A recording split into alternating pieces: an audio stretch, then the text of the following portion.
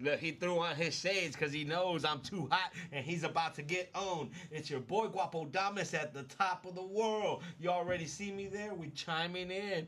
It's a 4Love of Boxing Tuesday drive. Look, my man Mr. LP already chiming in. Go ahead, man. Boxing fan, what it is, what it do. It's your boy Wild, Mr. LP, representing that 4Love of Boxing. Like I always do, don't forget to check out the merchandise site. T-shirts, posters, and trading cards. It's the number 4 LUV of Boxing. Appreciate the love and support, LP for life. You know what it is. Happy Tuesday. Happy Taco Tuesday. And let's go ahead and get right into it, my guy. What's the topic for today? Topic for today is we're going to go in classic back and forth fashion into classic back and forth fights. I want you to think of something in your memory, bro, of a fight that you can think of where both fighters went back and forth. Maybe even both fighters touched the canvas. And it was let's just say a flame-throwing barn burner in there. Tell me what you got, bro. Who you got? I know you got to have something right off the top of your dome. Did they have to touch the canvas, or could it just been like a... All right, you tell me, and then we'll talk about it. We'll see if it qualifies or not. So I got plenty of them, but we've actually mentioned this fight plenty of times before and stuff, right? But then go to the next one. If you've already mentioned this one, don't even go there. Right. I'm telling you, go to the one you haven't mentioned before. That's the one I want to hear about. A barn burner of a scrap. Ron Lyle versus the great Big George Foreman. I mean, he went classic, right? Like half of our listeners. They went at it. Ron Lyle pretty much got George Foreman out of there, dropped him on his ass a couple of times, only to get dropped a few times himself until the fight ended. What a damn war. What an epic freaking battle. For people at home who don't know who Ron Lyle is, he was an epic heavyweight from the 70s, man. He was actually a criminal. He came out of prison and was able to get a pretty good streak going and actually went to war with all the major dudes in the 70s, man. So he got up in there, though. That was his story, man. He was the story of a dude who could overcome, or who could come out of what he was dealing with and come out and inspire a lot of people and actually get a crack at the heavyweight title. Meanwhile, I also believe he was a gang leader. That was one of the deals that he was known for, right? That was the persona behind him. So when he steps into, but what he did though was listen. So when he steps into it with Foreman, what were people thinking? All right, now build it up. What they get, bro? Yeah, they got an epic war and stuff. What he did showcase for those fellow street mentality individuals is that there could be a better way, you know. Hey, it was a great war. It was, to be honest with you, it was obviously ahead of my time, if you will. You know what I'm saying? But can't forget wars, man. That was a great one. But I am going to circle back to the other one now. But why don't you go ahead with your pick, my guy? Hey, man, right off the bat, for me, everybody knows that my favorite fighter of all time is Felix Tito Trinidad, bro. And I don't think that Tito gets enough credit for being able to bounce back off the mat and come back and win fights. He did it several times in his career, but the one that comes to mind is when he stepped in against a 56-0, 50 knockout monster in Yori Boy Campus. And nobody really knew an incredible amount of data on campus at the time. Everybody knew he was out of Mexico, but I mean, you couldn't blink, man. He had 50 knockouts, and all of a sudden they go in there, and campus starts giving it to Trinidad, man. And Trinidad's age is starting to show a little bit. You know what I mean? He was very young at the time. I believe he was either 22 or 23 years old when they fought, and I mean, all of a sudden, bam, Yori Boy lands it, and down goes Trinidad. That was one of the most sweetest, shortest, compact freaking punches. I mean, Yori Boy Campus hit like a mule. How can he caught him, bro? Was he like 56-0? 56-0 with 50 knockouts, man. I mean, and so he catches him right, and down goes Trinidad, and Trinidad gets up though like a G, bro. And he looks like it was a flash knockdown, but at the same time, he looks like maybe it was a little bit more than a flash knockdown. So you know what I mean? And back to the corner he goes, and everybody knows what Felix Trinidad Sr. did over there, man. He started pointing at him, what the hell, you embarrassing me on national TV, and slapped the shit out of him. And here comes Trinidad the next round, and there goes history, man.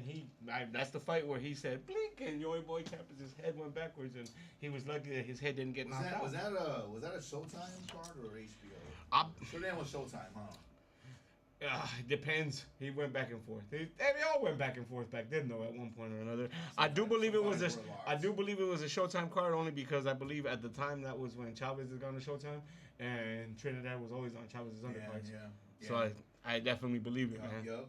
So what's up, bro? You giving me another fight or what? For sure. But I just wanted to That's let you one. guys- That's one for Guapo I Damas do if want to you're let you guys taking know, score though, at I home. do want to let you guys know, though, just for the record, though, the fight I just mentioned, the Ron Lyle George Foreman, 1976, and it was actually coined as the Ring Magazine Fight of the Year.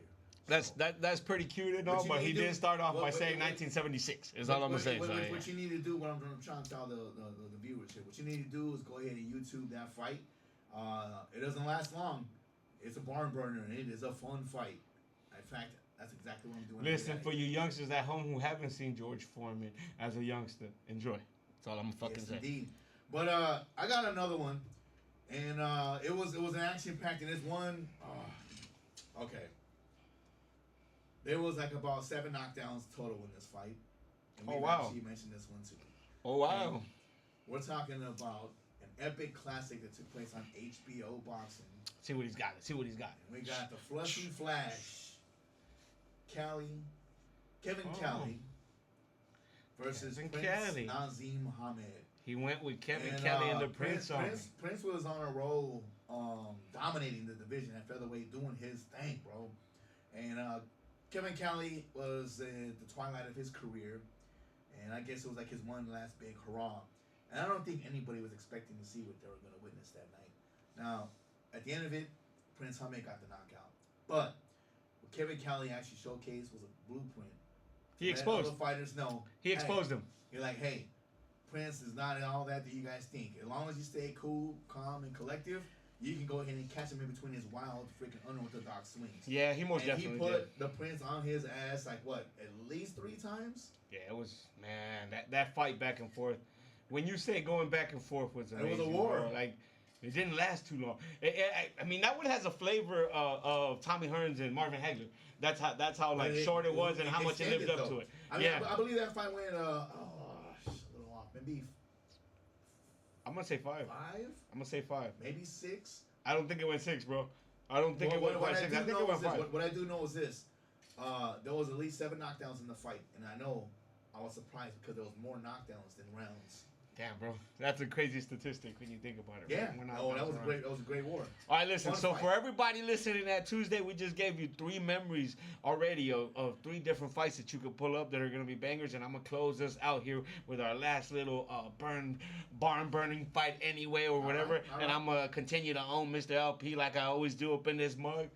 Manny Pacquiao, Manuel Marquez Ford, bro. It doesn't go more back and forth.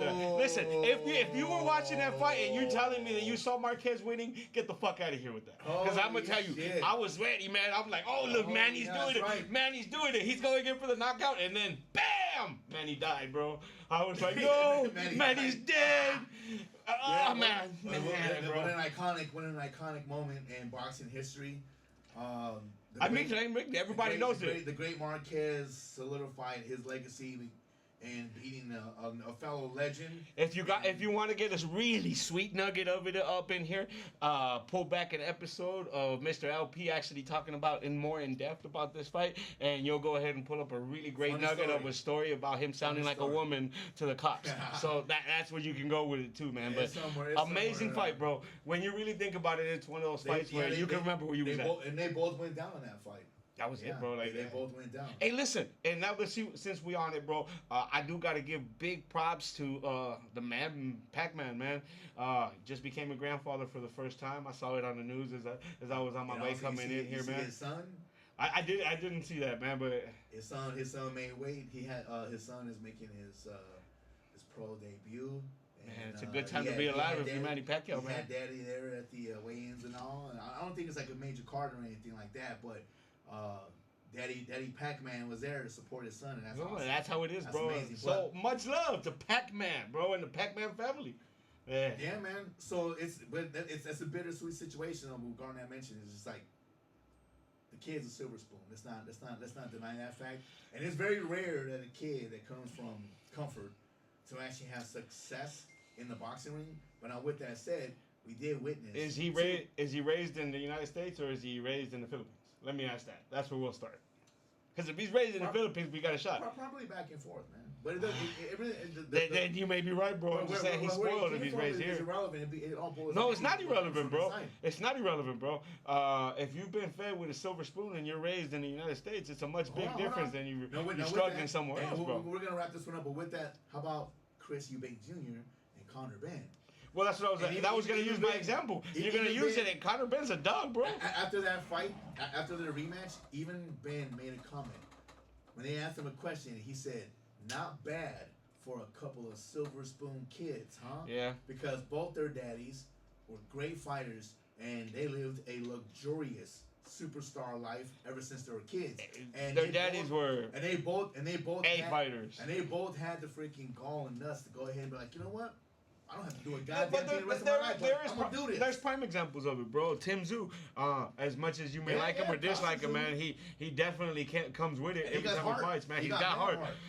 Got his ass whooped last couple times, but he's got heart, bro, and that's definitely not showing the fed from a silver spoon mentality, right? So he actually comes with it. There's plenty of examples of good fighters that are second generation fighters that come with it. Yes, indeed. You know what I mean? Well, before we wrap it up, I want to make a quick honorary mention, though, because I thought you were going to go with this one.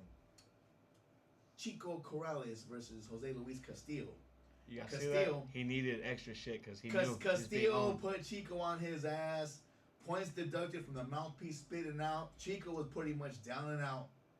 And although he didn't put Castillo on his ass, he beat the brakes off him up against the ropes until the referee stopped the fight. What an epic battle and finish. I mean, the finish was amazing. One of the most iconic. Yeah. Round 10. It was round of the year, fight of the year. It was absolutely iconic. Castillo had it, man, and Chico just dug it out of there and brought it back, man.